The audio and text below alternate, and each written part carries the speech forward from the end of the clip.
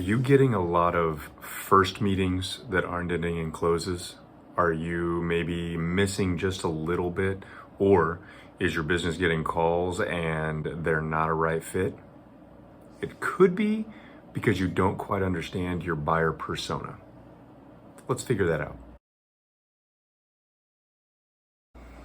So buyer persona is nothing more than the perfect client for you.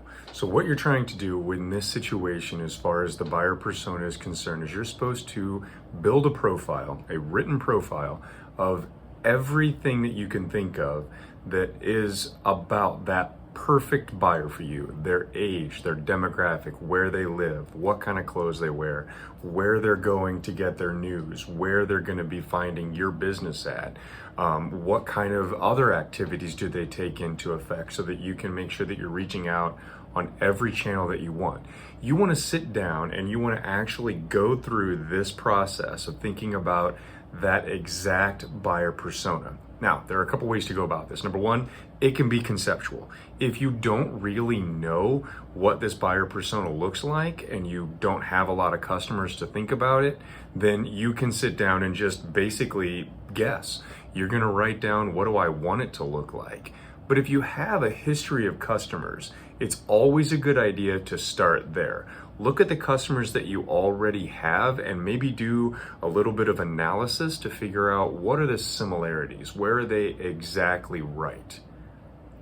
Then you're going to talk about how we can actually use this. Okay, so we've gone through the process. We have our best case scenario, our perfect buyer. How do we use it? Great question. All right, so number one, we can use it to figure out where we should be targeting them for our marketing campaigns. So is this demographic on TikTok? Is it on social media at all? Is it in a coffee shop? Is it in reading a specific newsletter, so that we can make sure that we're targeting them in the right places? We're going where they are. Next, we can hone in on exactly what we should be saying. Obviously, you're going to make the copy inside of your email. If you're doing cold emails, those are going to be different for different age demographics, or maybe people in a professional setting rather than in a setting where people are generally looking to buy something that's not necessarily t-shirts. For instance, you're selling t-shirts, especially if they're edgy or for a specific brand. You're not gonna make that a professional looking copy. That's gonna be something that's gonna be a little more edgy, something that you want to make sure that you're going there.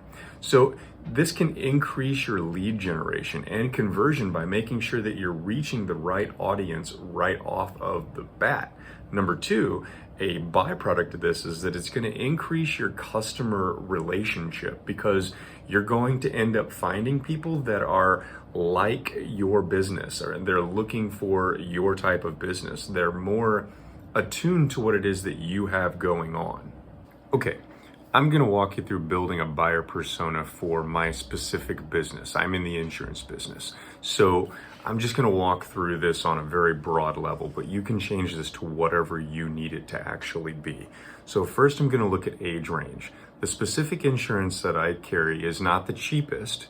It's also not the most expensive. So it fits into a good middle of the road, say 30 to 55. Okay, so we've got an age range. Next, let's look at a demographic. Now, I'm in the Midwest, so we're probably looking at a professional person, probably somebody in a type of career that is going to go to an office on a normal basis, or they're going to work in a blue collar type of a job. So it makes sense to start building that profession, that type out of there. Now, here's a real secret. We can start to inlay some of the secrets that we know from networking. So let's drop on top of this the standard interpersonal communications, or the networking trick of FROG. That stands for family, recreation, occupation, and goals. All right, so let's dump that onto the top of this. So if we look at their family, all right, I'm in the Midwest. Generally speaking, we're looking at 2.5 kids. So, you know, the demographic that I'm looking at, they probably have kids. What does that tell us about them? They probably drive a minivan or a SUV. They probably have 2 cars. They probably are looking at maybe a teenager that's going to be driving soon, so that's important to them. Their house size and style starts to come into picture here a little bit. Maybe they have a pool, maybe they don't. Maybe that's something that they do. Now, speaking of something that they do, recreation is the next portion of that. Maybe they've got some possible steps that I can look at as side sells or upsells in this particular case. So maybe they go camping on the weekends. Maybe they have another home, a lake house or something that they go to on a regular basis, and we can put that into play here. Next is their occupation. We already talked about this once, but let's really start to hone in. If they have a blue collar job, this probably is telling us where and what they're going to be doing.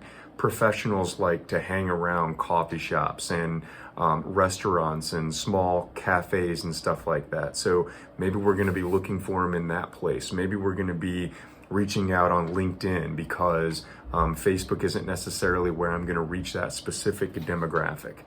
Let's also talk about goals. This is important because when we look about the goals of this demographic, we can probably see that they're building for the future. So they're going to want an insurance solution that basically is going to grow with them. And they're probably going to want to understand how it fits into their long-term financial status. How are they going to be, how are they going to be covered in 10 years or 20 years? How is this going to grow? And there's also upsells in that and looking at life insurance and maybe health insurance and some of those other things. So building this buyer persona, just going through these 5 or 6 steps that we've gone through right here, has really helped me hone exactly what my messaging is going to look like. So action items, what can you do from here? Number 1, you can write it down. Go through the method that I just went through with your perfect client and have some sort of idea of what your ideal client looks like. From there, you can put yourself in their shoes and start to build out your messaging, which makes sense to them or is gonna make sense to them. It's gonna help you reach them on a more basic level. So in this video, I hope I walked you through how to build your perfect buyer persona. At this point, you should be able to build exactly what the ideal client looks like. Now, the actual clients are going to sway a little bit to the left or the right, and that's okay. That's actually what we want. We want to pick up a bigger demographic than we've designed here, but we are looking for and how to get at that specific client. Thank you for watching. So if you found this video helpful, I've got an entire website that's got all of my stuff, everything from the book, which is where I pulled this information from that I just recently published, and it's got some help, some extra training that you can take, and then links to all of my free stuff that I've got on YouTube. Don't forget to subscribe and like the videos. They love that.